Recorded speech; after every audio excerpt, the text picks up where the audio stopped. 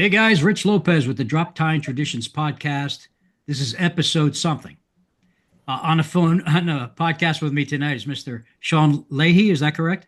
That Yes, pronunciation? sir. And Mr. Jeremy Defendi. These two guys hunt together, they shoot together, basically friends.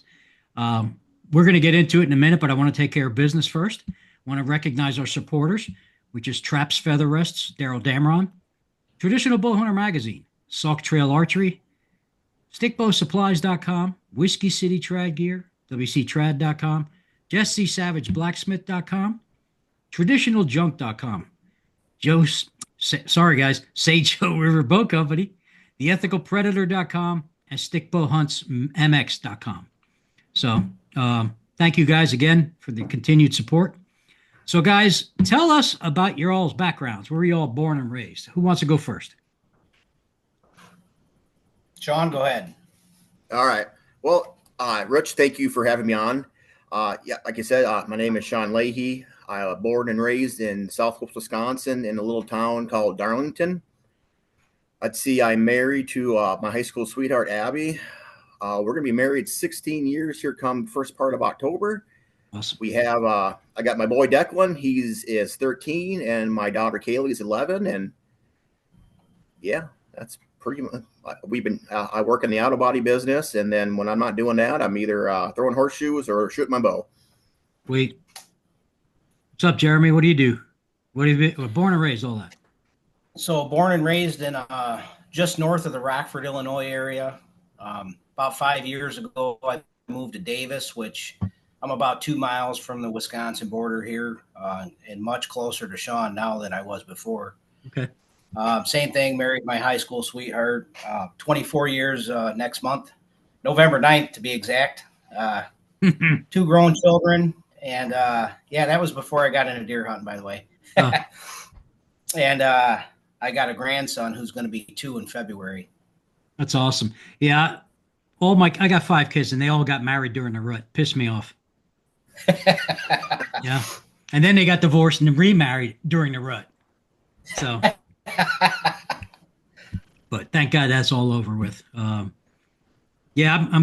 pushing almost 40 years with my second marriage. So she's a keeper. She's from Kenosha, Wisconsin. So, oh, there you go. Yeah. That Wisconsin girl. That Packer game was painful on Sunday. Oh my God. I don't know. How can you play so good the first 2 weeks and then it all falls apart the third week? Yeah. And then they're going to probably go to Dallas, who stinks, and have problems with them. But we shall see.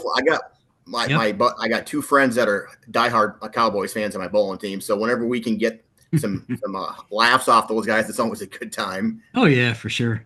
And, the Packers and Cowboys were never any kind of a rivalry. I remember for years back in the late 90s. Yeah, Packers in San Francisco, that was a major rivalry. Chicago and Vikings, we didn't care because they stunk. Yeah, but they still do. Yeah, I know they do. They do. So my wife's from Kenosha, and I hunt in Racine. So I'm in Wisconsin quite a bit. So how were you guys introduced into archery? Was it a family member, or was it self-taught, Boy Scouts? What was it? Go, Jeremy. I'll pick you. I was more self-taught as far as that goes, other than, shooting the little fiberglass bear bows in gym class and Boy Scouts and whatnot. For most of my life, I was always a gun guy. I actually had my own gunsmith shop at one time for a short period of time, almost 10 years. And I thought I could save money by getting into archery. I was always a competitive shooter of some sort, and I got into archery, and it was just a whole nother hole to get into is all that was. It's like taking up golf. Yeah, pretty much. So I compound bow hunted for a couple of years, and that wasn't really for me.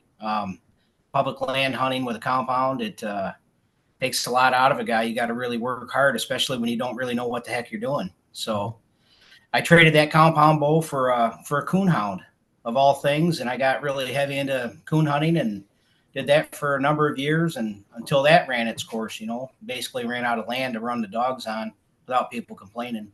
Mm-hmm. Where I live now, I'm about 100 miles west of Chicago, but believe it or not, Chicago sprawls all the way out here. And because they're buying up the land, and they don't want nobody on it doing anything. It's all high-end deer hunting lease, and old farmers are what's left of them. Well, if you look at like Iowa burned themselves out as far as, since all those videos came out, the Jordan videos and all that area is just blown up. Lee and Tiffany.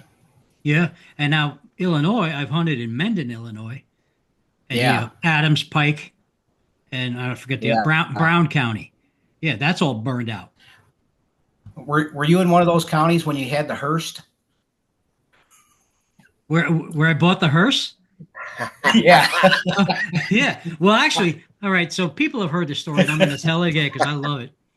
So that's what turned me on to your podcast, was that story, by the way. Okay. Well, I'll say it again because this is funny as hell. I'm in Maryland. You live in Maryland. You're a Baltimore Colts fan or Ravens fan, depending on the historic time. So we won this hunt at the Maryland Bowhunter Society banquet. And it was 4 of us. And we all knew each other. So we figured, we'll get along great. So I was paired up with this dude from Germany, Holger. He was awesome.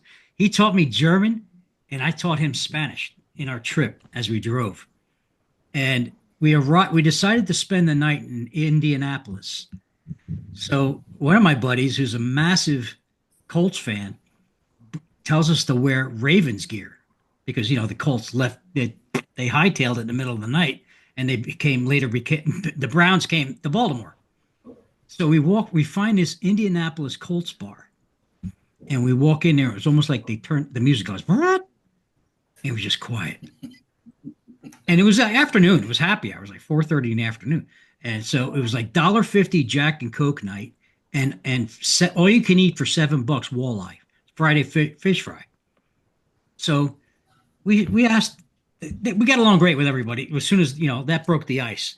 So we all started laughing, carrying on. Well, there's a used car lot right next to the bar. And I stick my head out the door and I see, holy shit. It's like a 1973 or 74, I want to say a Ford LTD Brougham hearse. Harvest Gold, had the little S curve chrome S trim on it. And there was a hearse, and there was a casket in the back. And we bought that sucker. And it had bias-plies tires, so we had to put tires on it, which wound up getting shredded because it snowed going back home. And I didn't know this, but in Indiana, they put flint chips in their salt. And that tears up some tires, bro. But at any rate, that was crazy. We were going to load the whole deer thing up with deer and all that crap, but that never worked out. But so that was that. Oh yeah, and we were assaulted by prostitutes in the parking lot of the hotel. But luckily, one of the guys with me was an ICE agent, and he put his 45 right on the dresser, and they just saw that and they're like, pew, it took off. Yeah, I don't do stuff like that anymore. So Shawn, how were you introduced into archery? So I pretty much grew up with it. My dad was a pretty hardcore hunter right from the beginning. All my uncles were big hunters. My dad, in particular, was a real big bow hunter. He started back in high school with the old bear recurves, graduated to the compounds when they came out, and he was a Hoyt guy forever. I can remember, the newest Hoyt, he was up getting it, and he did a lot of elk hunting out west. I mean, whitetails here in Wisconsin. Gun hunting, I mean, you know how it is in Wisconsin with opening morning to gun season. That's just about a religion here. It's a holiday. It shuts the whole state down. Yeah. Yep. So I grew up, that was our Christmas. We were getting ready for opening morning. And so my brother was in it. Same thing. We grew up together. We were so fortunate that my uncles are they're corn farmers. So they had all kinds of land. So my brother and my cousins, we could just roam, if there was a season, we had pheasants, we had, there were ducks and geese flying around. I mean, we could trap, we could rabbit hunt, squirrel hunt. So we could just do it all. We were spoiled back then. And I know now how great we had it now with around us, how the land's starting to dry up a little bit, but no, I was pretty fortunate. I had a very, very active outdoors dad, and then I had a lot of outdoors uncles. That's awesome. Yeah, and I remember hunting a particular spot up northern Wisconsin.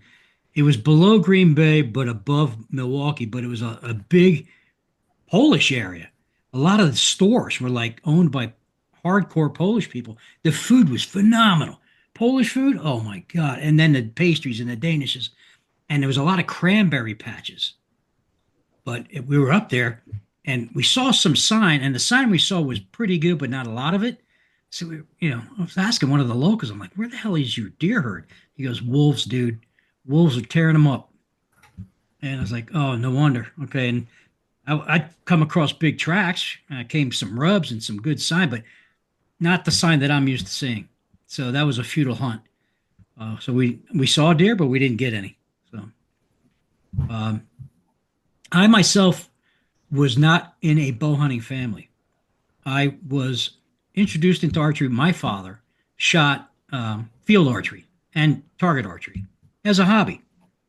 And then my sister started dating this guy that looked like Ted Nugent. And he became my brother-in-law. And I said to him, he's at the dinner table explaining to my father and mother, because they're interrogating him, like the Spanish Inquisition. What do you do for the weekends? And he goes, oh, I bow hunt.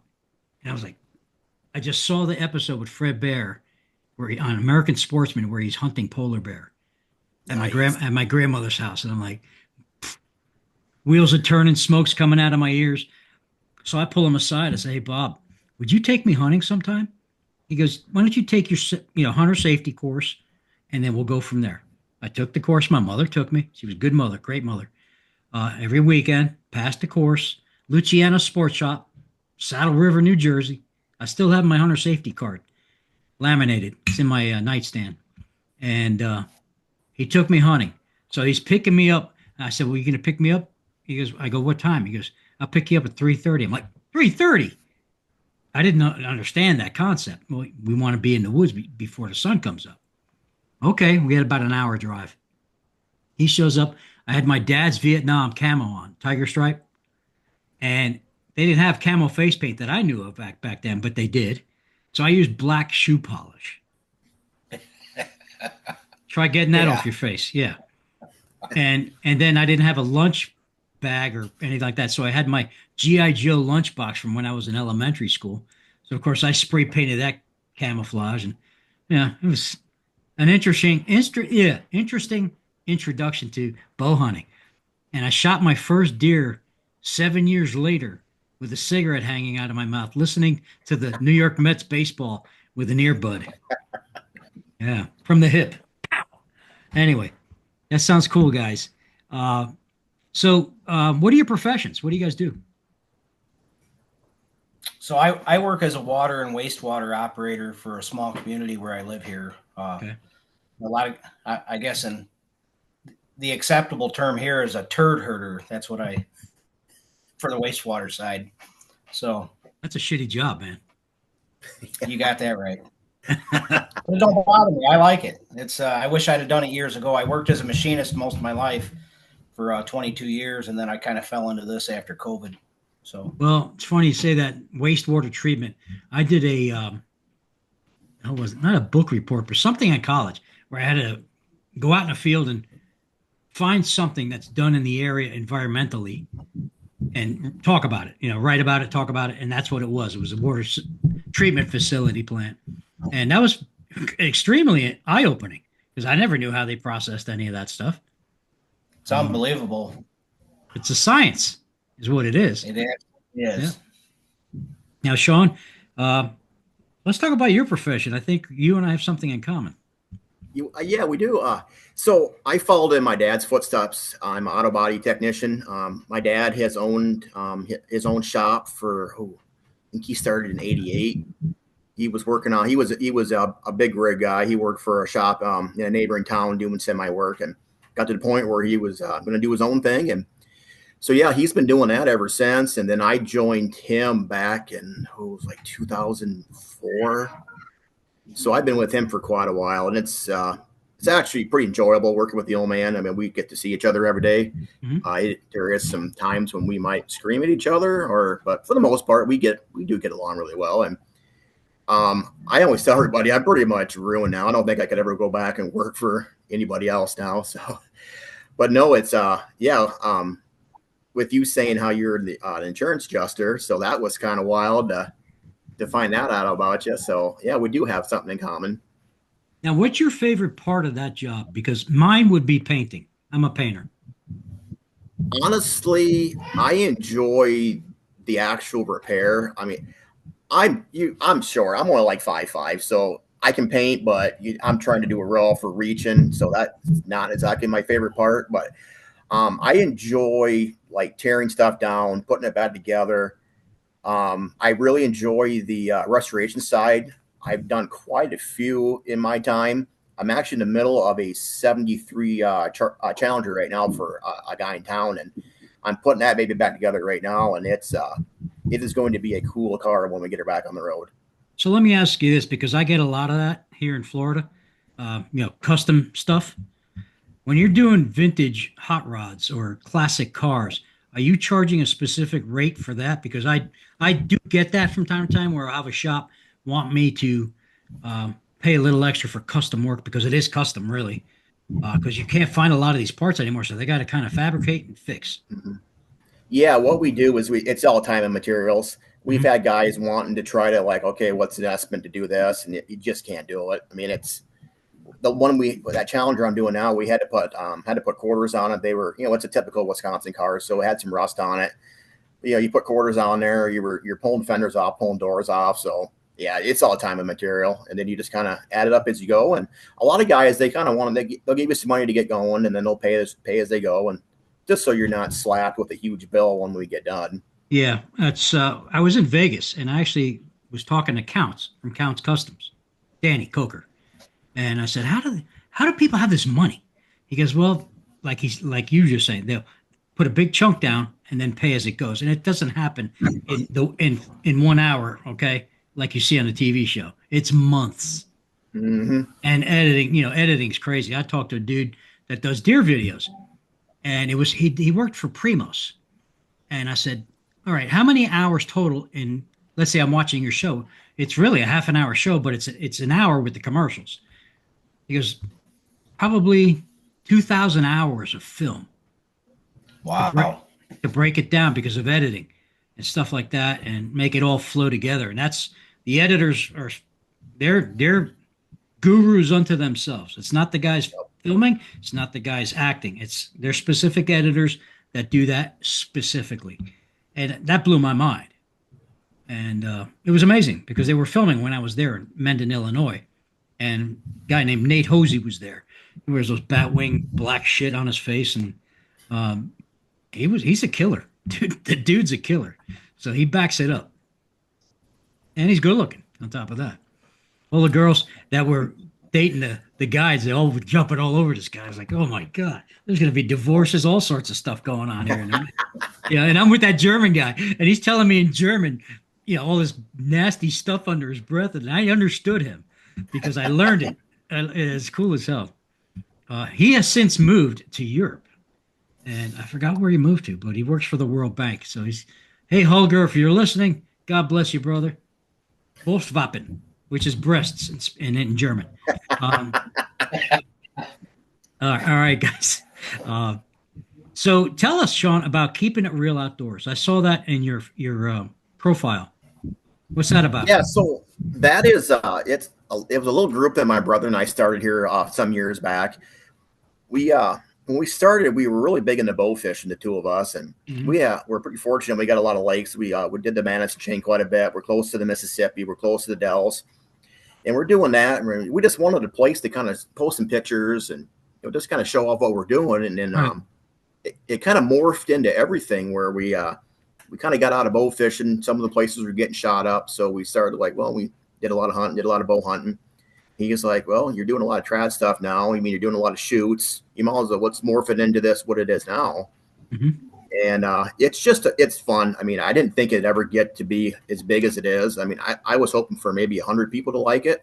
And I think I got up over 1,000 now. So yeah, it's a great page. I love it.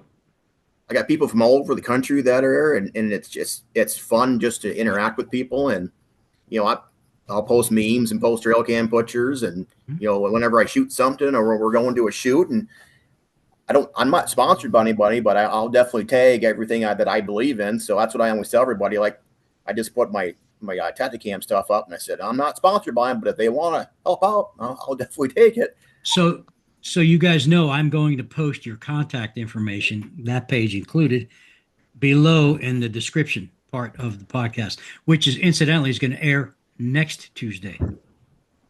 I'm working a week ahead because the last third week of October, I'm going to be up north hunting. I don't have time to post anything. If I do anything, it'll be a remote thing where I'll be talking to myself, which I do quite a bit of, in the tree stand. My tree stand's awesome, by the way.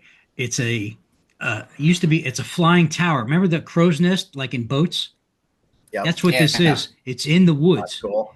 And it has a wooden bench that I sit on, and I'm covered by a Jack Daniels umbrella, a golf umbrella. Nice. So you're walking in the woods, and all of a sudden there's this giant Jack Daniels umbrella, and people are like, yeah. And the deer they're just used to it. They just walk all around. They don't care. Nah. And I miss every time, but that's okay. So Jeremy, are you involved in anything? I know you guys shoot 3D together, correct? That's correct. Quite a bit.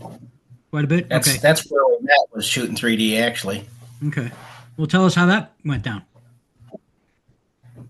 Well, because I live so close to the state line, of all the places that I've been anywhere around Wisconsin, you can pretty much point the car in any direction in Wisconsin and hit a traditional only 3D shoot every weekend. And now you can hit about any 3 in a weekend. It's gotten to be so big. But that, because Shawn and I only live about an hour apart from one another, we were hitting a lot of the same places. So that's kind of how that came to be, as far as us just shooting together. Have you guys here in Illinois, where behind, just over the state line where I'm at here, traditional archeries, it's dead. I mean, there's literally about 6 guys here in the northern part of the state that I know that actually get out and shoot 3D. I shouldn't say the sport's dead, but as far as 3D and guys that I know, it's not doing very well up here. So I go to Wisconsin. I buy my groceries in Wisconsin though too. I mean, I'm so close. If I wouldn't have put my roots down here, I would live anywhere but where I'm at. But do either of you use the term "you betcha"? Shawn, I like to. Yeah. I get caught saying "a" all the time. My wife points it out to me. She's like, "What are you? Are you Canadian?" I said, "Well, I've been to the UP a bunch of times." and let's go get some coal and a Coke. Oh, that's awesome. Yeah, my wife, every once in a while, she's totally normal speech, like very undescriptive. We go to Wisconsin for a week, and then like within 3 days, I'm like, what did you say? And it's like the accent comes back, and it's like, he's back. Yeah. Oh, you betcha. Ah. I'm like, okay. We were down in Oklahoma here a couple of years ago they have a big gun show down in Tulsa, and then my mom's got some family down there. So we went. This has probably been about 8 years ago now, and I'm walking through there. I'm talking to a guy. He goes, "Hey, son, where are you from?" I said, "From Wisconsin." He goes, "That's where it's from." I'm like, "What are you talking about?" He's like, "'Cause you sound different." I'm like, I've heard that there's accents and stuff, but he's like, "You talk too fast." Yeah, I pick that up all the time. We go out every Friday and Sunday. That's our days to go out. Other than that, we're homebodies. And when I say go out, we're out for 2 hours. That's it. We're home. I'll sit and talk. I talk to anybody. Well, you could tell from my podcast, I could talk to the dead. My wife even said, "Jesus, you talk to everybody. Why?" I said, "Because that's what I do. I'm from Jersey. I was born and raised in Jersey. So it's a very, Jersey people are very communicative. We talk with our hands, especially. It's hard for me not to do karate moves when I'm here. That's also a Dago thing. I'm not even that. I'm Puerto Rican. I'm Puerto Rican and Irish, of all things. Remember Epstein from Welcome Back, Kotter? Yeah. Puerto Rican and Jewish. Yeah. All right. So I was born Catholic, raised Catholic. I got kicked out of Catholic school for gambling, of all things, at the age of 9. Back when I started doing body work. Well, that's not the worst thing. No, it could be worse. But are either of you involved in your state bow hunting organizations? Yeah, well, both of us really are. Right now, I'm on the board for our Wisconsin Traditional Archers. Mm-hmm. I take care of a lot of the social media for that group, and I do a lot of the website maintenance. And I'm actually the president of my local archery club. I took that over this year, so that's been a lot of fun. But no, and I'm a member of Jeremy's club with the UBI, and then yeah, so it's very, very fun to get out and just work and meet different people and yeah, it's just a fun time to be part of that group. You're good friends with my good friends, Tim and Teresa Cardinal. Yes, mutual friends. Yeah, there's some. She shot a nice doe here not that long. Opening day, 2 weeks ago, about a week ago, actually. Yeah. Well, yeah, she's a killer. She's a heck of a shot. Well, that's a keeper, man. I'm telling you. So that's awesome. Now, Jeremy, UBI, that's a great organization from what I'm seeing. We've got some really good guys in place right now. It's hasn't always been where it is now. It's had its ups and downs like every organization. I think the biggest thing that I see lacking on the state side, as far as that goes, we don't have the members say that the WTA has. Wisconsin, they've got more than twice as many members as Illinois has for the United Bowhunters Illinois, but very similar organizations, but just a huge difference there. Again, man, I don't know what it is about Wisconsin, but they sure march to their own beat versus they've got more members than Michigan traditional bow hunters and whatever Indiana's got, and they've got their own thing going on up there. And I don't know, I've never have been able to wrap my head around it, but yeah, I serve on the board with UBI for as membership chairperson. So I don't, I guess I'm technically not a board position, but I do serve them. So you know my buddy Mike Roberts. Yeah, Mike Roberts is also my buddy. Yeah, I've been bear hunting with Mike. Oh, good, awesome. I live about 2 hours. Been about 2 hours from Mike. I met Mike about 2 years ago. Hi, Mike. Think it was now. Hi, Mike. Yep. Yeah. And we got to mention Rue. I think he's on.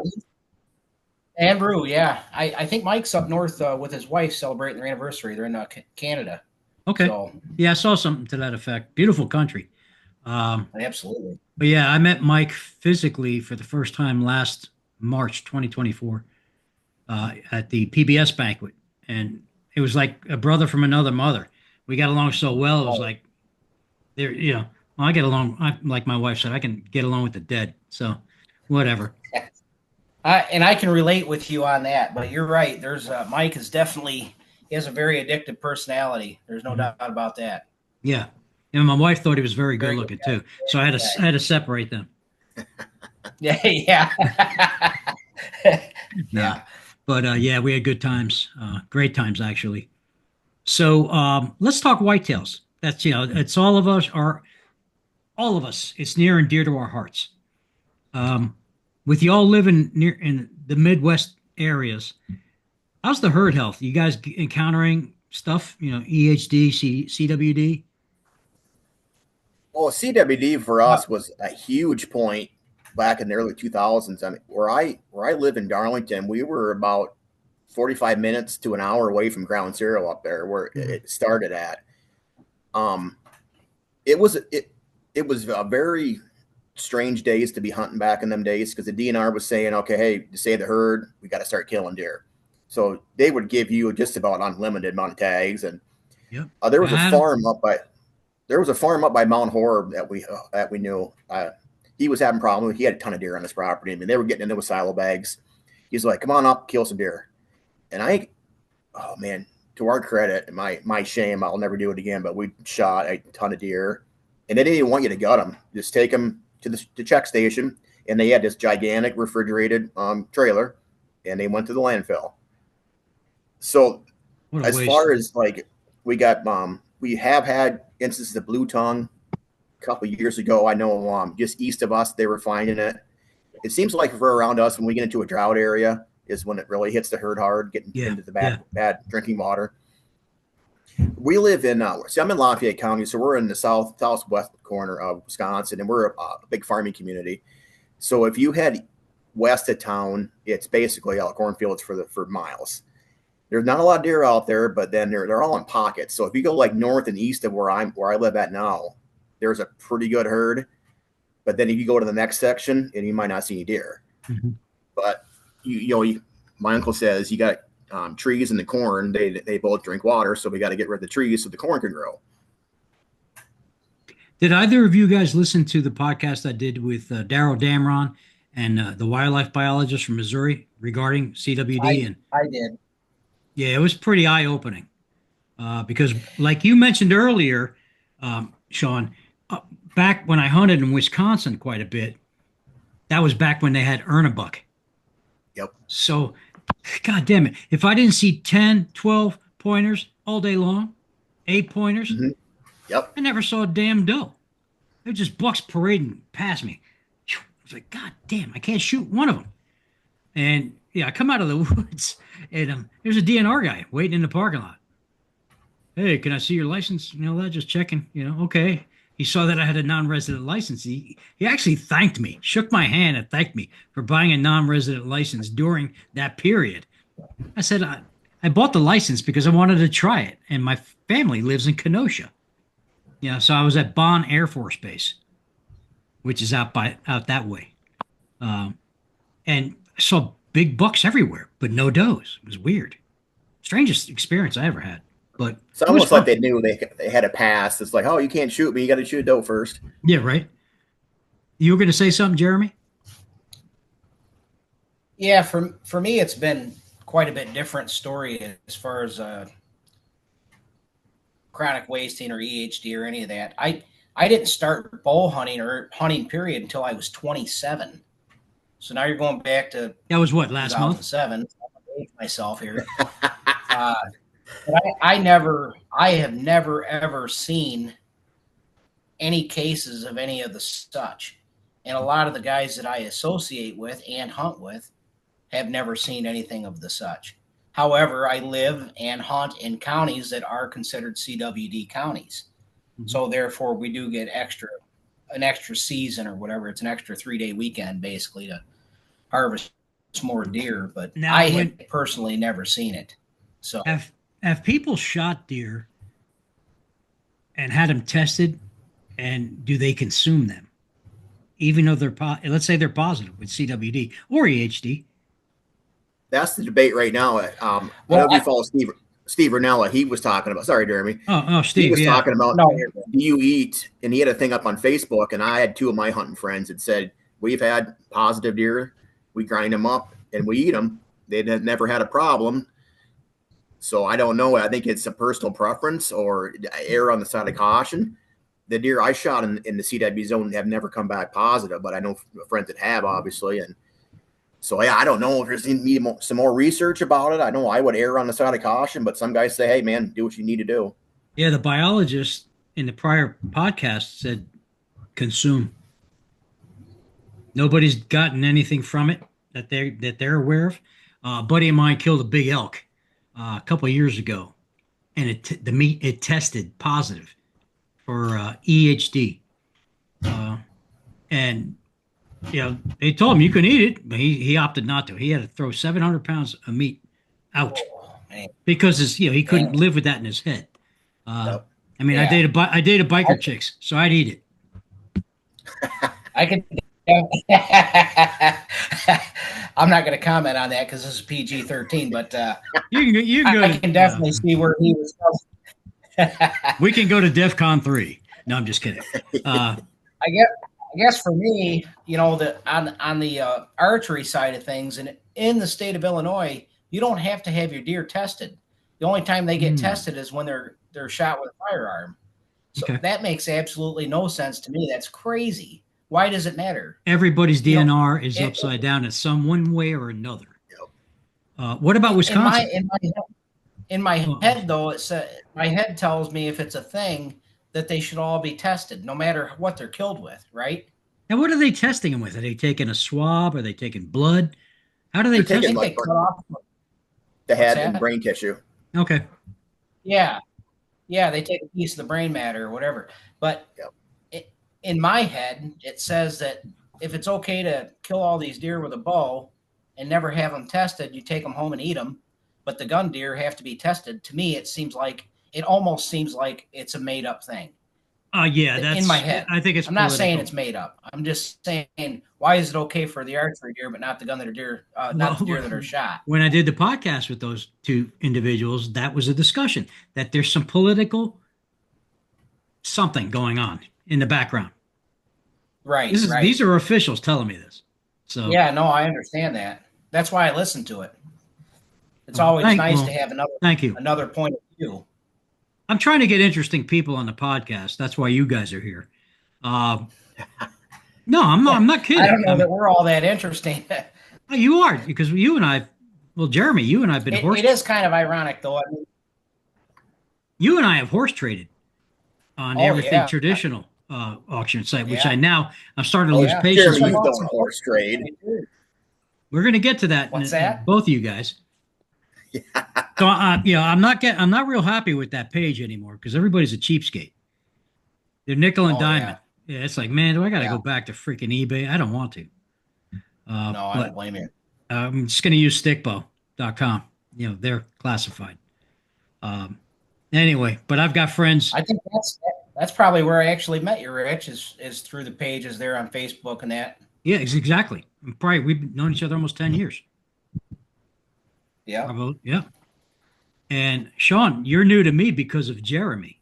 And I've seen and I've known of you, as I like I said, listen to the podcast. I've seen with your refinishing and stuff. And then, like I said, we have a lot of mutual friends. So I don't want to go off on a rabbit hole here, but it was funny when I was at work when your message come through about the invite, and I clicked on, I'm like, Rich Lopez. I'm like, what the heck? I'm like, is this like a scam page? Was somebody trying to get me?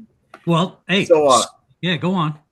It was it was legit, and you sent me the friend request, and we were going back and forth on Messenger, and so I was heading into town. I picked my kids up from school, and so I called Jeremy. I'm like, so what have you been doing today? And he starts laughing. I was like, man, I go, what's the story here, dude?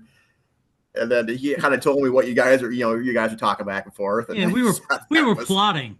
We were plotting like two schoolgirls, I was trying to put Shawn on the spot, and then I got roped into this whole thing. I do that. So you're talking about scams. So about a month ago, maybe 2 months ago, I put a thing on there because I reached out to Jim Shockey. Everybody knows Jim Shockey, right? And like he's like, I'm a fan. I'm a massive fan, and asked him to come on a podcast. Next thing you know, I'm getting an instant message from him. Yeah, I'll do it. I'm like, bullshit. But then next thing he goes, yeah, my publicist so and so, and I knew who his publicist was, and he named the right guy. So I'm waiting to hear from the publicist. Nothing. I texted him again. I'll have him get in touch with you. Don't worry about it. And this went back and forth, and nothing was happening. Then I realized his page got hacked. So it's a scammer posing as him. Of course they're going to, pose as him. I thought I was getting in touch about a year ago with Tony Iommi, the guitarist from Black Sabbath. It was a scam. Yeah. So you got to be careful. It's like sucks because it's like heartbreaking because, you're talking to what you think are your idols and nothing's coming of it. But I did talk to Tink Nathan, Mr. 69. He's coming out in October. I saw that post. That'll be cool. Yeah, I know him personally, so I know this is legit. That's going to be interesting because, dude, he's pushing 100. I mean, he's still out there doing stuff. I'm probably lying, but he's no spring chicken. I know that. And his girlfriend is like 30. Oh yeah. Yeah, he must be packing something, man. Whatever. Poor guy. He's got some tiger blood. But so do either of you hunt out of state at all? Have you hunted out of state for anything other than whitetails? No, I've never had the pleasure to go out of state quite yet. We've had my dad and uncle were planning on going to Hempner, Oregon last season for elk. They had some tags and ended up having a big fire out there, so they couldn't do it. I was just going to go along and maybe try to get something over the counter.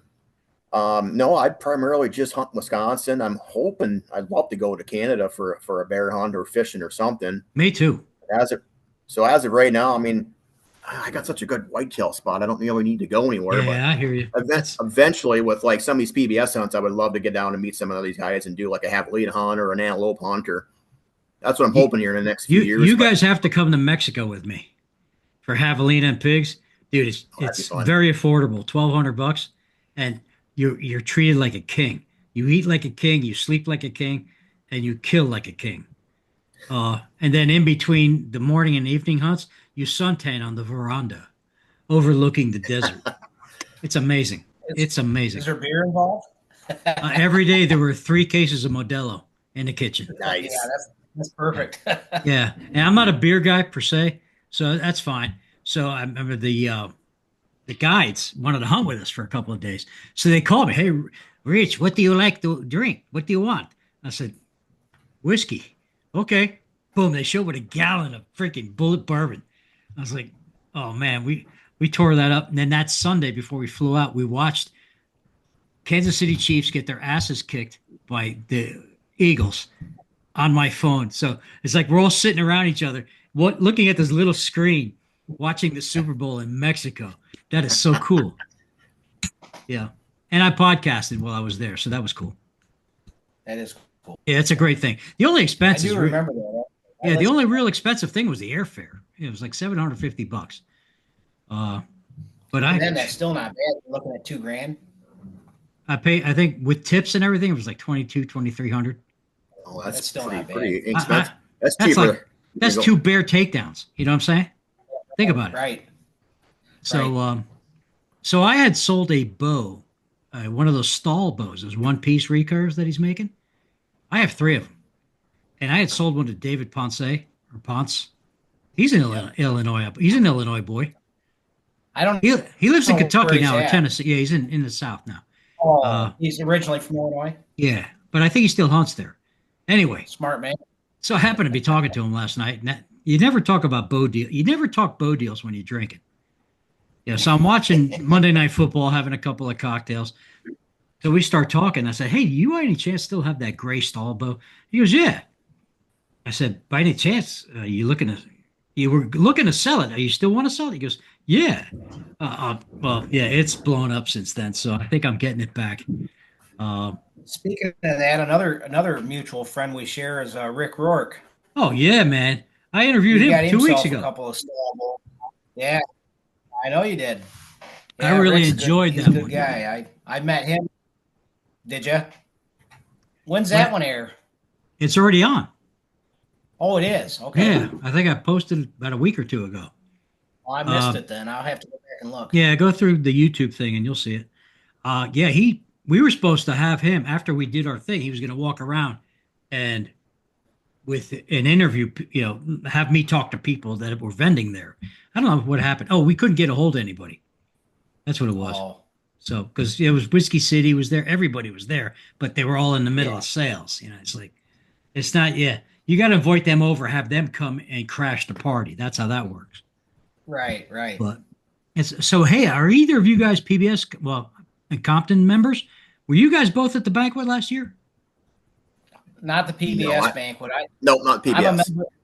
I'm a member of both, but I've never been. The only gathering I've ever been to was just recently. Okay. That was the odd year gathering, correct? Yep. That's correct. Yeah. How was that? How was that? Southwest. Yep. That was an awesome time. Okay, cool. That was down at what Kevin say? They had 100 and almost 200 people, right? Yeah. And then they had like 40 campers, and it's our mutual friend Kevin Winkler, and is he related to Henry? Is he related to Henry? That I couldn't tell you. It's a bad joke. He's from down by he's down from the Monroe area, so he's only about half hour from me. And now you got it. But no, that was such a good time. I think Jeremy, you were there Friday and Saturday. I think I was there all day Saturday, and man, there was just you couldn't go 2 feet without running into somebody you knew or somebody to meet. Yeah, I love that. And my favorite part about these gatherings is at nighttime, the big camp when everybody just brings chairs in this giant circle, and you just conversations going like maniacs.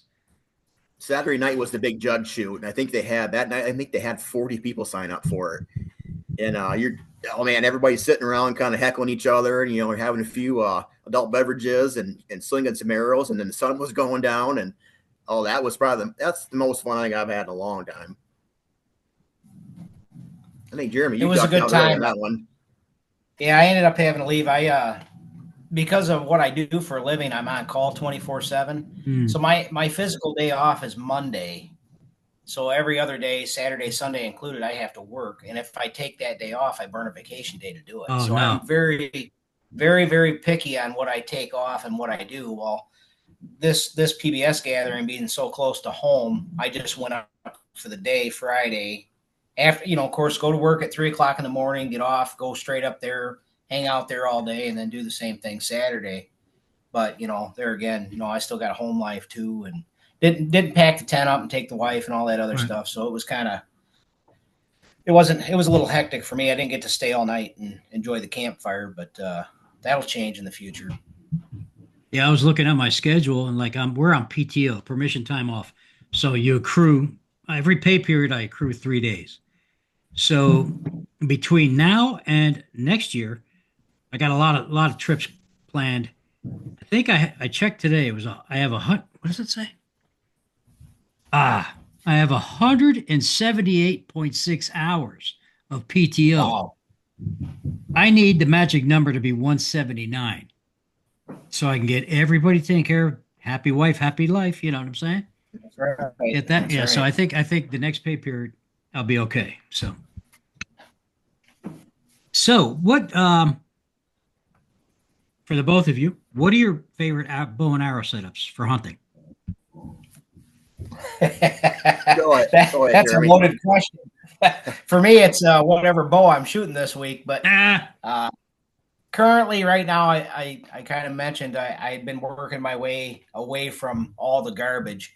And I don't mean garbage. It took me a long time to get where I'm at. But I'm currently shooting a Sauk Trail 3-piece Alcona that Mike made for me. Well, he made it. It was a stock bow. I ended up bringing it home. But yeah, so that's where I'm at with that. Shooting. Have you seen his longbow, the 70-inch longbow yet? I just saw it here last weekend or 2 weeks ago. There was a UBI shoot. Yeah, it is absolutely. Shoots great. Shoots really good. The Ascend, that's the bow you're talking about. Yeah. The target bow. Yeah, what a cool bow. But yeah, I'm shooting gold tip arrows with VPA 3-blade 150 grain. So that's doing it for me. I'm pretty happy. Are you doing a weighted insert at all? I am not. I'm shooting the lightest arrows I've ever hunted with for a trad bow. Anyways, my arrows are like 410 grains. They're super light, but they go right where I want them to. So that's the main thing. How about you, Shawn? Yeah, my bow I'm shooting this year is the same one I shot last year. It's a Harvester longbow. It's 55 pounds, but at my draw length, it's probably right around 48, 50-ish, somewhere in there. I'm shooting Easton Legacy carbons that I fletched and I dipped them and I crusted them myself. That's kind of cool. And then I got a 75 grain insert and I'm shooting a standard broadhead. So it comes out to about 225 grain broadhead. So my total arrow weight's right around 550, 555. It might be a little bit more when I add that lighted knock on there. Sure. So I like to have a little bit more FOC up front with me being a shorter drawed archer. So if I can get a little bit more boom, that's what I like to do. And you know what's crazy is for years, okay, I started shooting traditional archery in the 70s. And back then it was just like you walk into a store, well, I'll just use those broadheads. Nobody ever talked about FOC. No, you just, all right, just give me 145 grain bare razor heads and just give me those microflight or Duraflight fiberglass number 6s or 7s. And you put them on and you just go out there and shoot. Nobody ever worried about arrow flight. Yep. I mean, and now it's like a big deal. It's like a science project. So now I'm actually thinking more about it. So, and I started thinking about it last year when I went to the Mexico hunt. I said, so Three Rivers was offering the XX75 Autumn Orange arrows again. I said, oh, I love those. Those are great. Those are my favorite aluminum arrows of all time. So I bought a couple of dozen.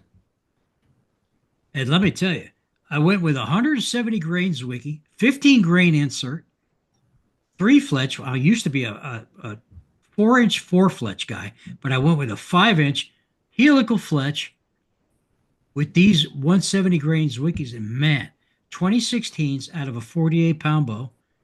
Oh my God. They flew like darts. And I never, because I had to film myself shooting just to watch the arrow fly. Never, because then, when you shoot, you have a tendency of watching your arrow. That's the worst thing you could ever do. Filming now with these cameras, these high resolution cameras, it's amazing the stuff you capture. You say, okay, late finger, bad release, stuff like that. Yep. You can really judge your shooting greatly with today's modern technology. It's insane. But those micro flights are pretty cool arrows. They're great arrows, but they're expensive now because they're few and far between. Oh yeah. I'm looking at some now on the wall. I got a couple of the stall recurs, one pieces. See them? Oh yeah. Yep. Yeah, one's got XX75 autumn oranges, and the other one's got microflight number 6s. And now I got to do this. There we go. I hunted with the autumn oranges last year. And I think main thing back then, like Shawn was talking about, I was going for that heavy draw, and I've got a standard draw. I draw about 28 inches, which is probably long for a guy at my height, but I always was pushing for that heavy arrow. I wanted that 600, 650, and right. With the aluminum, it's easy to get, and microflights are hard to come by these days. But I did have some microflights made up that were pushing 700 grains. I got a couple of boxes of them to my left. I mean, like 5 boxes full of them, which I'm going to unload on that side. They're multi. It's a potpourri of number 7s, 8s, 9s, 10s. I'm just going to unload them as is. I just need them out of here because they're just taking up room. I had some green ones at one time. Were they herders? Was it herders that made the green ones? Yeah, I had a bunch of those at one time. They were green, and then they made the ones that looked like they were mustard colored, and they were called Farbenglass. Okay. So if you find an old herder's catalog, you'll see them advertised Farbenglass, whatever Farben means. I'm gonna have to look that up. Might be breasts for all I know, or something weird German word. So Jeremy, that deer you shot, did you use your bent one, your favorite arrow from Horicon? Tell me about that. I think it might have had a little wobble to it. Well, but you didn't miss the year, you didn't miss. No, I didn't miss. I'm one of these guys, Rich, that I'll drop $1,000 on a bow and not bat an eye, and then I'll turn around and buy the cheapest darn arrows I can find. Because Shawn and I, we shoot a lot of 3D, and you're going to lose. Chances are you're going to lose a bunch of them arrows. So last year I was looking for the weight, and I wanted. Go ahead. No, you go ahead, because I got a joke after. Yeah, I can hear you. You're good. You're breaking up a little bit, but that's okay. Yeah, so I was looking for the weight, and I knew you could get it with aluminum. And honestly, aluminum shafts are super straight. So as long as you don't hit anything on the side or bend one, they're very, very straight. They're easy to tune. They shoot very well. While shooting with these guys, we've got this tendency where we always want to shoot not the stake. We always want to shoot through the hardest opening or bomb a shot or whatever. So you end up, at least for me last year, by the end of the day, I'd end up hit with a whole quiver full of bent arrows. So, but I was still shooting them. I was still shooting them, and they go where I wanted to go. Well, too. Now, do you guys shoot each other's arrows? Yeah. No, because mine are you mean considerably shorter. Not? Yeah, basically. Yeah. This guy's in the kill zone. I'm going to try and hit his arrow. He's got a pretty short draw. I could probably shoot Jeremy's, but I think you might short draw mine. That's for sure. Okay, that's legit. Yeah, I think. What is your draw, Shawn? Are you 26 inch, 25 inch? No, I think last time I measured it was right around 20. Well, it all depends. It could be 26 and a half, could be 27, depends on the day. Well, here's the thing about that. So when you shoot, do you lean into your shot, like cant it? I cant it a little bit, yeah. I lean really into lean, like I'm going to punch somebody, like a boxer stance. So my draw should be 28. It's about 27. because I of know that. I'm Yeah, kind of so like how Fred was back in the day. I really got to concentrate on getting back to anchor because if not, I'm going to get back here and let it fly. And so yeah, on a good Yeah. day, it's Yeah. 27. So the last podcast I did was with one of my hunting partners, Jim Rain Man, and I'm the king of the short draw. He says, "You're the only guy I know that has a 16-inch draw." It's like, get out of here. And he's got pictures of me actually coming here and you know, but yeah, he's got video footage, you not like video. snap shooting? Hmm? What was Are that? you like snap shooting? Yeah, that's the problem. Are you So snap shooting? yeah, so I put a clicker on my bow that corrected Yeah, everything. Yeah, so yeah, when you put the clicker on, I just put gotcha. moleskin over everything, so I just feel it. I don't hear it, so that helps me a lot. And I've been shooting here lately. Yeah, I'm gonna, like I said, I'm leaving in 3 weeks for up north, so everything's looking good so far. So, Shawn, I understand you were on the Stickbow Country podcast. My buddy Mark does a great job with that. Yeah, Mark's awesome. I listened to it the other day on my way to the dentist. And was that your first podcast? That was my first podcast. Yeah. Yeah, it was smooth. It was it was funny because I'd been listening to Mark for he had popped up on my Spotify stuff. Was I had listened to some various other trad ones, and so I started listening to him. And I think the first one I listened to was when he had I think it was Dave Darling talking about the Kalamazoo Expo, Yeah. and it was great. I just listened, I just started binging a bunch of them at work, and then so I ended up sending him a message on Instagram. And I was like, "Hey, Mark," I said, "I'm really digging the podcast." I said, "Are you going to be at Kalamazoo this coming year?" He got back to me. He's like, "Yeah, I want to be there. I'm going to be there Saturday." I'm like, "Hey, man, if I run into you, I want to come up, say hi, shake your hand. I just want to meet you." Mm-hmm. And just happened Saturday, he was over hanging out with Mike Roberts over at his booth. Sure. And he had his all his gear on. I was like, "Oh, it's Mark right there." So I walk up and I'm like, "Mark, how you doing, buddy?" He points at me. He's like, "Shawn." I'm like, "Yeah." He goes, "Man, it's great to meet you." So I bet we sat there and talked for probably 45 minutes here, just talking about everything. And I was getting ready to take off, and he's like, "Hey, I got to get you on the podcast." And I'm thinking, okay, sure. He's just being nice, whatever. No. And it was like 2 or 3 weeks later, he's like, "Hey, when's a good day to get you on the podcast?"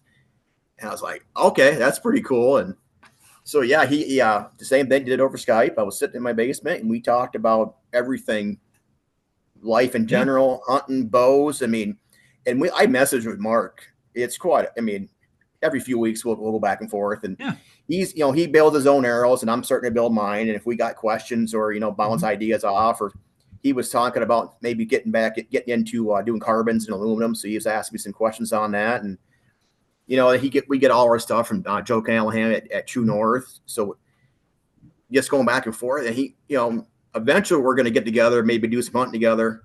All depends when his schedule allows. I know he's talking about trying to maybe get a bear camp together for maybe next year or something. So we've been in contact with that.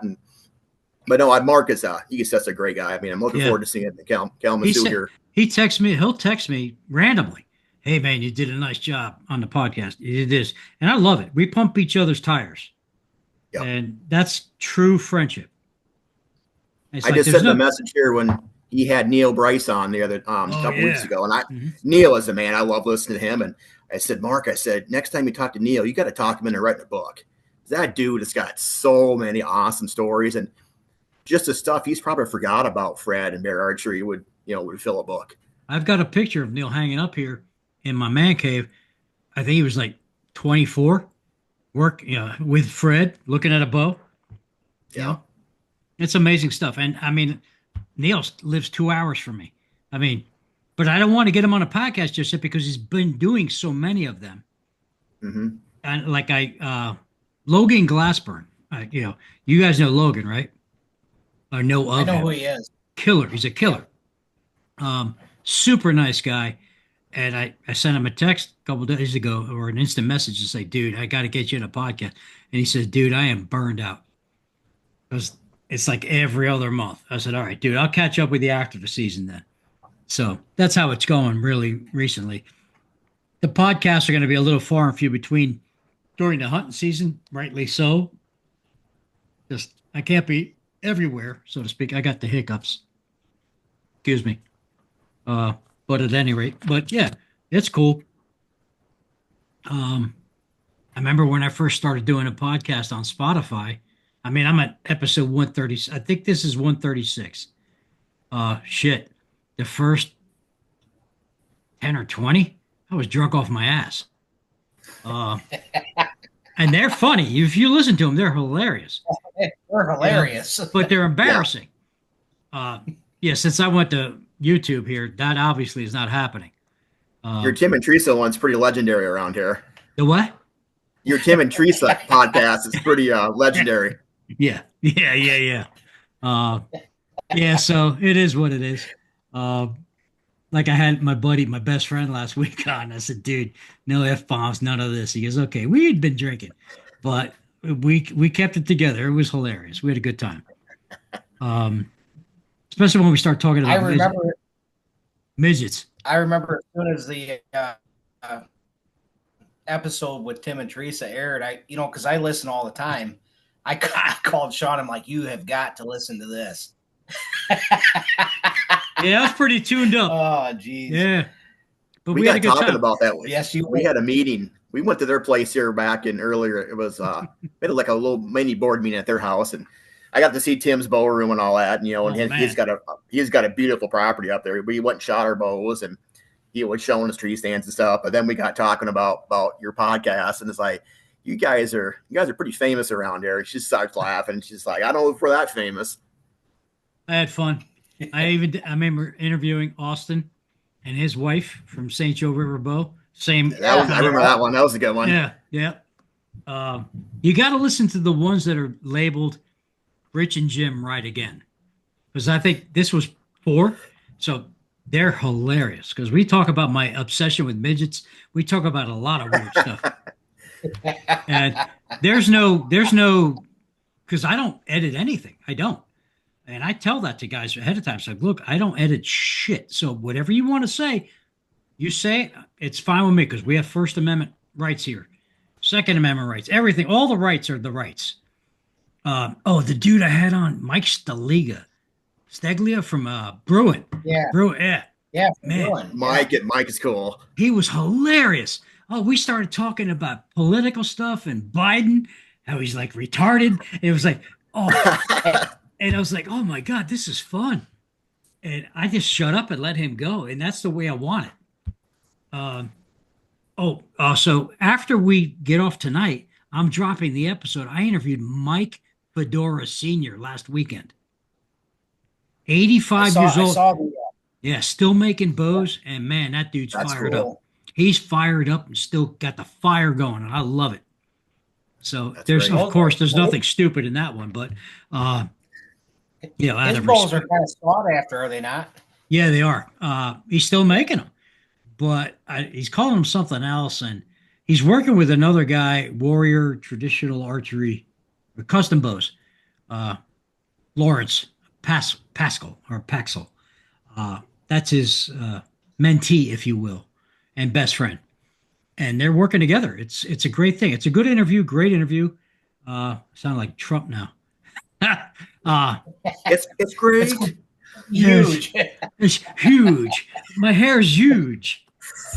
Ivanka's huge. But anyway, you gotta listen to Shane Gillis do his impression of Trump. It's hilarious. I know, I heard it. Yeah, I love that stuff. And I could do that stuff too, but I'll save that for another one of those things where I can't get anybody on. I'll just do a comedy thing, because there was a podcast that I did where I did nothing but tell jokes the whole time. They were all X-rated.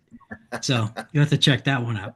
Anyway, so now it's on Spotify and YouTube. So I got to be careful here, because a buddy of mine had a page or a channel, and he did something. He didn't do anything actually, and they kicked him off. Something was said that he said on his. I think what he was doing is bashing DoorDash, because he does DoorDash. So he's bashing DoorDash, and somebody complained and they cut him off. I was like, that sucks, because then you got to start all over again. The whole goal is to get over 1,000 subscribers. Then you start monetizing your podcast. I'm lucky if I got 175 right now. So guys, like and subscribe. But Jeremy, is this your first podcast? Yes. I've been avoiding it like the plague. Well, you're doing a damn good job. Well, thank you. And Shawn, you're a seasoned veteran now, so uh, Yep. This This is my I is third one Sean's. too. I have the ability of relaxing people.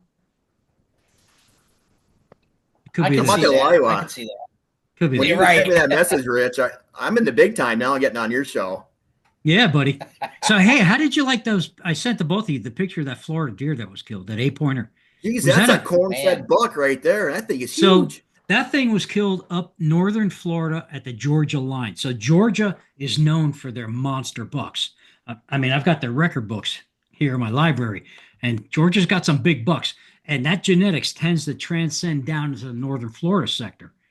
So I think this buck was killed in the Tallahassee area, which is extreme northern Florida.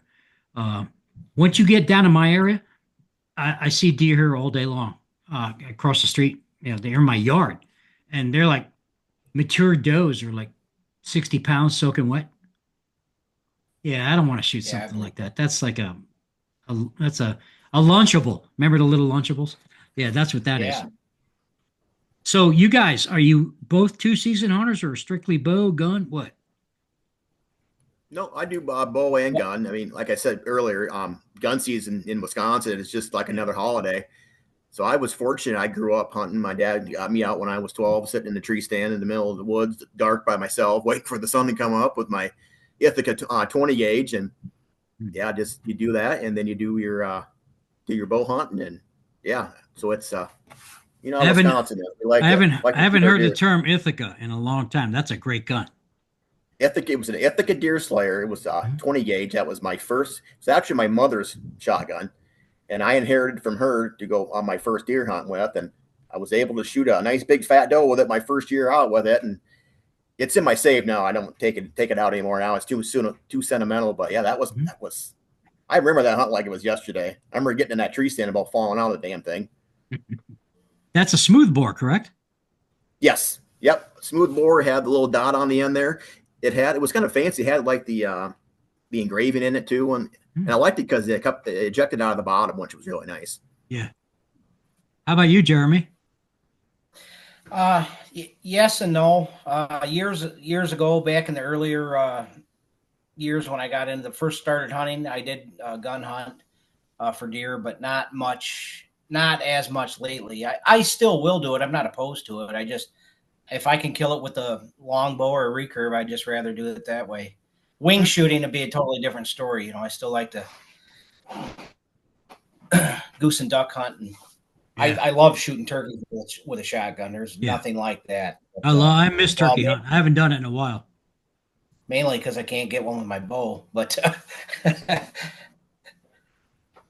Okay, that's awesome. So let's talk about hunting setups. Who wants to talk about their favorite setup and why? go ahead, Shawn. I guess I have a combination of ladder stands. I'm pretty fortunate. I don't have to move my stands a lot. We can pattern them here and leave them up and move them when we have to. But I like hunting out of the ladder stands. We have a few of the box blinds, the shadow hunters that I hunted out of last year. You kind of get spoiled after a while, so you can stay warm. You can kind of move around a little bit. I have not really tried hunting on the ground yet, but besides turkey with a blind. But no, we've always been tree stands, and when I shot my buck last year, it was so nice because, like I said, I tend to fidget a lot when I'm in the stand, and there you don't really have to. You're not making any, you're not moving, you're not really making a lot of sound there. So, yeah, I like the ladder stands for the simple fact is that they're a little more secure, a little more stable to shoot from. They're kind of a pain in the butt to put up. You need a couple people, which we do, but I hunted out of a hang on for years. I mean, I remember my dad, the first stand I hunted out of, he made it when he was over at Truck Country. He welded it out of aluminum, and I hunted out of that thing for years. I mean, I shot a lot of deer out of that thing. So, yeah, that's my setup, and it works. Jeremy. Yeah, for me, anymore nowadays, I use a lock on of some sort and sticks. Pretty much set them in the same area that I've been hunting here for the last couple of years, and been a fair amount of success there. So In fact, I took my first traditional deer I took in 23 with a 35-pound longbow out of the first time I ever had a ladder stand, actually. Got a complete pass through, no problem there. And that was the year I actually met and really hooked up with Shawn. That was probably when we started really getting to be real good friends. So, but yeah, I prefer the lock on more than anything. Yeah, Easy in, easy out. Oh yeah, I mean, I have my lock. I have a Lone Wolf Climber, which I haven't used probably in 10 years because I have ladder stands where I hunt, and there are hang-ons where I hunt. But I'm a real psychopath when it comes to changing the straps. I don't care if it's been there for 6 months. Every year, I need that strap changed, or I will break strap. I will go to and pick up like I'm going up north. I'm going to stop at the hardware store and pick up some straps. And guess what? I'm going to triple and double them. No, I do the same thing, and I can relate with you on that. I'm a big guy, you know. I'm a heavy guy, so new straps, you know, it's not worth falling. So I mean, I went to the doctor yesterday for my checkup, and I weighed a whopping. I used to weigh 275. I weighed a whopping 208 now. But still, 200 pounds is 200 pounds. That's right. And those straps are sitting through all sorts of weather. You know, I don't care. You know, water. Squirrels chewing. Right. Yeah, gross. I'm not dying for anybody. You know, if I'm gonna, well, you'd be lucky to die. My problem is I'd fall out and break something, and I'd be in a wheelchair the rest of my life. That's what would ruin it for me. Dude, I really hate my life. I knew a guy that had a heart attack. He got down out of his tree stand and had a heart attack at the base of the tree. Wow. That sucked. And he was only like 50. Yeah. He was only 50. Man. Then I knew another guy named Rob Davis Sr. Rob Davis Jr. is a friend of mine who's also a member of the PBS. His father, Sr., fell out of his tree stand and broke his back and was able to crawl himself out of the woods and hunted for many, many years after that, after he got healed up. So he lucked out there. It's crazy. But, hey, let's talk about a newbie in traditional archery. What advice would you give a new guy getting into it? Because there's so much bad information out there. For me, and just from what I've learned over the past few years of messing around with this, the worst habit, in my opinion, that you can make is trying to shoot more than one bow and owning 40 bows and jumping all over the place. Find what you like, get to that one bow and just shoot that and just be happy. Mm-hmm. That would be my advice. Because with me, I shoot instinctively, and I think that's a huge part of being consistent. It's just shooting the same thing as much as you can. Absolutely. How about you, Shawn? I always tell people, don't overbow yourself. If you're just getting into it, get yourself a light pound bow, 20, 25 pounds. Right. Get to learn your form. Make sure you learn your anchor point. Get comfortable shooting. Get those good habits made early, and then start close. I mean, start at 5 yards, and when you start grouping, you can put 4 arrows next to each other. Move back to 15. Move back to 20 after that. As soon as you have that form down and you have the basic mechanics, then start going up in pound. Go to a 45, whatever. Just as long as you have that setup. Right. And I have friends that they've started. Well, I shot a 70-pound compound for years. I could shoot a 50-pound recurve, no problem. Well, then they buy a 50-pound recurve and they start shooting, and they do okay. But then they start developing the bad habits, and then they get frustrated, and then they quit, and then they go back to the compound. That's me. Because back in the 70s, I shot a 65-pound compound, 72-pound compound, and then the G. Fred Asbell, the Bighorn Bow Hunting Company came out, and they were making recurves. I had to have one, so I ordered it at 63 pounds.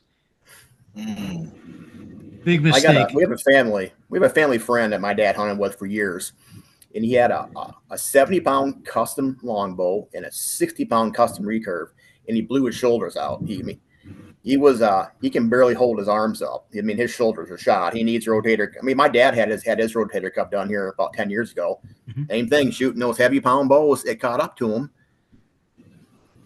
And, to kind of bounce off of what Shawn said, I can agree with that, mainly because that's what I started doing. As soon as I started shooting, I was shooting 55, 60 pounds in a recurve because I could, not realizing the damage that I was doing. Right. And when I mentioned earlier, I shot my first deer with a 35-pound longbow. Well, at the time, that was all I could pull because of the damage that I had done to my shoulder in that short amount of time. So that is a big thing. Good point, Shawn. Yeah, I'm shooting lefty because I've destroyed my right shoulder shooting Yeah. heavyweight stuff. I mean, I shot a doe with a 110-pound recurve back right around 1998, 99.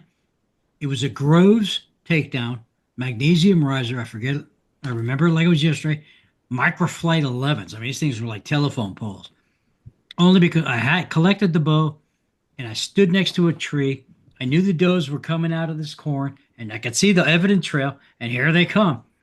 I mean, I just reached around the corner as hard as I could, and just boom. I never even came to anchor, but it was it was maybe 5 feet the distance, and it just blew right through the deer. Of course, it was using a snuffer, 160 grain snuffer. It was just like it destroyed this deer. I sold It that was bow. cool, though. It was because I said I could, but now, yeah, but it ruined me after that. I was like, oh, this now I got shoulder problems, I got pain, I got all sorts of stuff. But We yeah, were shooting a 70-pound longbow down at Freeport last year. Who was? Remember whose was that? You remember? One of the members down there had hanging. Yeah, You I remember don't that guy? remember. Yeah, I He do goes. remember, but I can't remember the guy's name. He The had. He taller had this. guy, was Bob or Yeah, something. he's had this bow forever, and he's like, "Hey, you guys want to try it out?" So like, okay. He's like, "Well, 70 pounds. Oh, that'll be okay." And put an arrow on that thing and try to pull from the back. It's like, oh my. I got her back, But for me, it wasn't a full 70. But Jeremy, I think you got it all the way back, did you? Yeah, I did. And then I heard the infamous pop in the shoulder there, and that once was enough for me. It's yeah, like, you idiot. yeah, that's terrible. Yeah, I hate that. That's like I look at bows. I'm like, Brack here. I have nothing over 50 pounds because Yeah. I've weeded out all the heavy stuff. So A lot of like, the guys now, I know, a lot of the guys now were starting to sell their high poundage bows. So I picked up a Bruin recurve up at the Red Mountain shoot here last month from one of the arrow makers that we know. It's 55 pounds. I got a pretty good deal on it. He can't shoot it no more because, like you said, his shoulders are getting bad. But from a like me short draw, that's going to be right in my wheelhouse. So I'm going to buy as many as I can. yeah, Bruins, they're great bows, and you want to support the Wisconsin guys. You know what I'm saying? And Mike was there. Mike was up with Andy, and Okay. he was me and one of my other buddies, Chad. They were basically sister bows. They're almost identical. And Mike was there, so we got to talk to him, meet him. He signed it for us, and we took a few photos. And talk. Mike's pretty cool guy. I hope Yeah. we meet up with him again. And hear some more stories. What's funny, I met Mike 40 years ago. No, 38 years ago at a PBS banquet in Colorado. He doesn't remember, but I do, like it was yesterday. And he's the only guy that I know that still wears the 1950s horn-rimmed black glasses. Like Yep. he looks like Eugene Levy, that comedian. Yeah. Yeah, it's hilarious. I love that guy. He's a trip. Yeah, So- but for me, obviously, I sit on the other side of the border, so there's one bow I wanted from one of the Wisconsin Boyer, and that was a Dwyer, and of course Mhm. Dave passed away before I could get one from him. But and even by the time I really got into this game, he was pretty slowed down, I think, by then anyhow. But there's another guy that bought the company and started remaking those bows or whatever. But Is I it don't know. under? I ended up is it going under- with my own bow. Is it under a different name or is it still Dwyer? Yeah, it's Intrepid Longbows now. It's Kurt Demerly. He's a nice guy. He's a super nice guy. He seems to be making a beautiful bow, He no makes doubt. an excellent bow. But yeah, for sure. Ironically, though, like I was going to obtain an original Dwyer from a friend of mine the year that I went to Canada with Mike. It was about 3 weeks before I went to Canada with Mike, and he strangely passed away at the age of 47.